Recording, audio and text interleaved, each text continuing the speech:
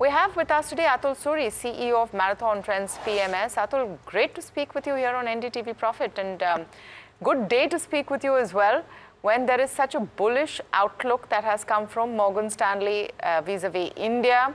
India has topped China on the MSCI EMI index. Just wanted to get your thoughts at a time when the question and the refrain is, are we overvalued? Is the bull run overstretched? See, that has been a worry for the last few months, and the market continues to surprise on the upside.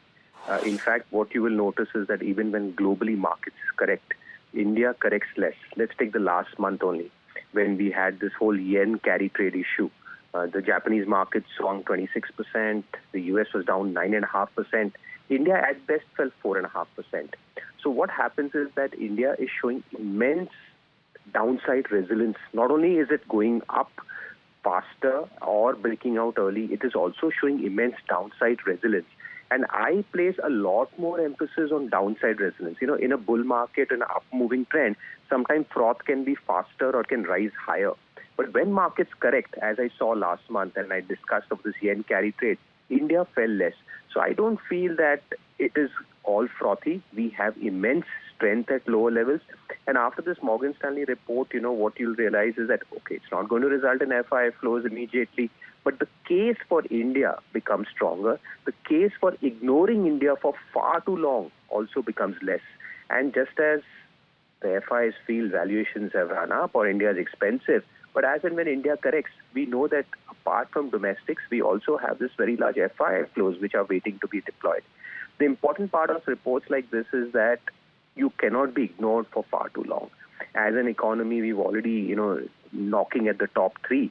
And as a market also, I think we'll have to get used to surmounting many such hurdles and benchmarks and accept it. And the only thing is that trying to find the top and finding it's overvalued, is something which I have rarely found people get it right. As the line goes that more money is spent waiting for a correction rather than a correction itself.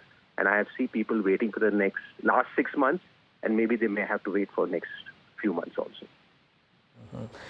Atul, morning, Neeraj here. So whether we become the large EM in a month's time, 2 months' time or longer, I think you made a very important point about how India can't be ignored.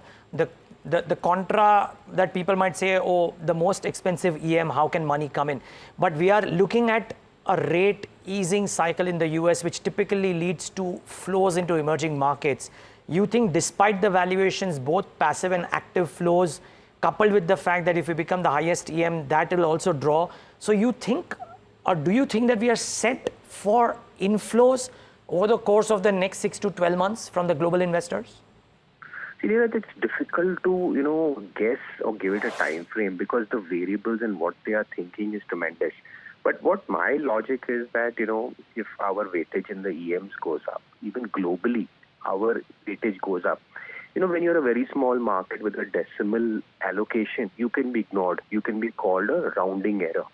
But when your allocation becomes a larger number and when you move and the market, the overall index gets reflected or starts getting pushed because of that, you can't be ignored.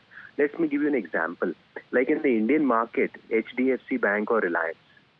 Now, if HDFC Bank and Reliance start moving and a fund manager is not holding it, they will be forced to buy it simply because they are important components.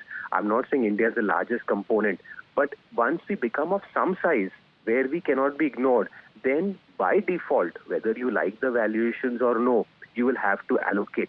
So the important part is that we move away from just a rounding error, a decimal rounding error, to an asset class or an important play. And as I said, that we are going to surmount many such milestones in this journey, and this is just one of them. So immediately it will not result in action, but it cements our overall position of strength globally in markets. Also, Samina joining in, and you talk about how we are in a long-term structural growth story. In the last 15-20 years, Indian markets have tripled. And of course, looking ahead, there's some nervousness, there's some optimism. Where do you feel the leadership will come from? The last 2 to 3 years have been about broader markets. The large cap space has been conspicuous by its absence. Do you feel the next leg of the rally could come in from the heavyweights, and that also means that the bias of a portfolio should be to large cap names? Yes, large caps from history are at a disadvantage compared to small caps, and they do pull back. We know that these things happen. But I would look at it from a more interesting observation that I have in recent months. Is that in the last 2-3 months, I feel that leadership in the market is changing.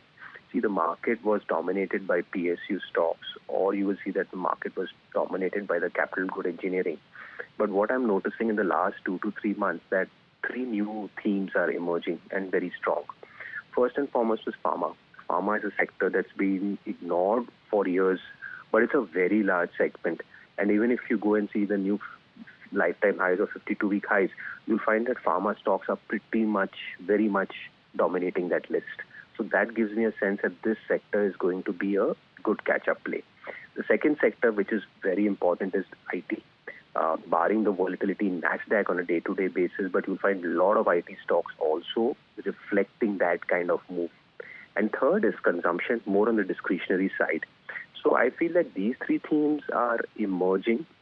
It is important that a broader market needs to participate. It cannot be just PSUs and cap goods. These sectors were ignored. They need to do a catch-up. So I think it's very, very important for the overall breadth of the market that more and more sectors participate. These 3 sectors are very big. They're important. They're heavyweight. And I feel that if they do the catch-up, it will be great. And yes, as a summation to that, a lot of large cap stocks are prevalent in these 3 sectors. And that is why you may see that there is also a large cap happening, because there's a fair amount of representation of large cap stocks in these 3 sectors. I noticed you didn't mention banks. And that is one space that is significant in the large caps. And I know you don't like banks either. So you want to talk to me about what happens to banks and what happens to financials, which are clearly behaving separately. So the fact is that banks have been my underweight in my PMS for the last some years, and I continue to remain underweight banks. It's very different narrative compared to financials. Now, what I'm noticing is that we club banks and financials in one line or one word, but the fact is that financials are behaving very different from how banks are behaving. And yes, banks will catch up. It's not that they are going to lag the market by a big way. But as a trend investor, my job is to find leadership. And just as I mentioned the 3 sectors earlier, I feel that financials is another great sector. So you look at some of the AMC stocks, some of the broking stocks, some of the insurance stocks, a lot of the NBFCs, they also are breaking to lifetime highs.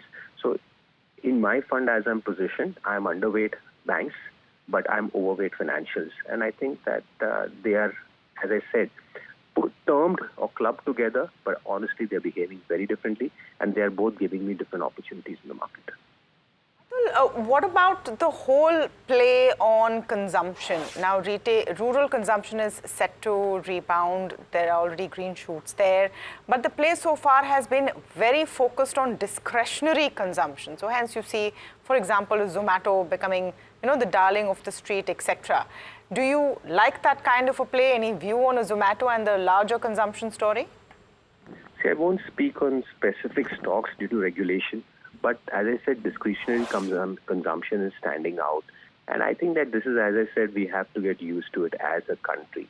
As the GDP grows, the per capita grows, discretionary consumption will improve. And I think this is again a part of a larger play that is happening. Yes, wherever there is a digital angle in terms of delivery, definitely it will be favored, because as a country we have adopted digitization at the mass level very, very successfully. And I think that this is again one of the many more hurdles that we will overcome, and we just need to get used to it.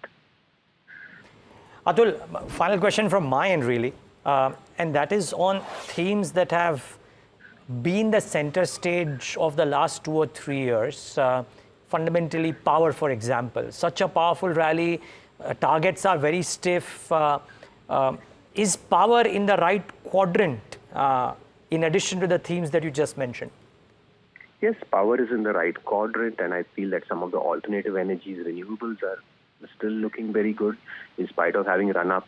And the fact is that, I mentioned PSUs, whether it's defense stocks, power, energy. It's not that the story is turned. It's just that they need to rest. They've run very hard contrary to everyone's expectations for the last 2.5 years. As a runner, you cannot be leading the pack all through. You need to conserve your energy if you need to run the marathon. So I feel that these are ultimately the marathon stocks. But they need to rest. They need to conserve energy. And the rest of the field does catch up. So I feel that it is nothing but the broadening of the market. And that is very, very important, because if the market is standing on just one or two legs, it can fall very badly when those legs give up. When the legs get more, the run can be longer. So what I'm happy about is the broadening of the sectorial breadth, which means that this rally has more legs. That means that this marathon has a lot more distance to cover. Marathon analogy. Auto stocks in this marathon, are they zooming? Like, do you see Usain Bolt speed, or are they going to be slow and steady? I think that they have done very well, and there will be some that will stand out. I think that the themes are a little more divergent at the moment. Not all auto stocks give you that level of confidence. Some do. So I think that the screen tells you where there is strength and where there is weakness. So it's not an across the board for autos, but selectively some still continue to perform and do very well.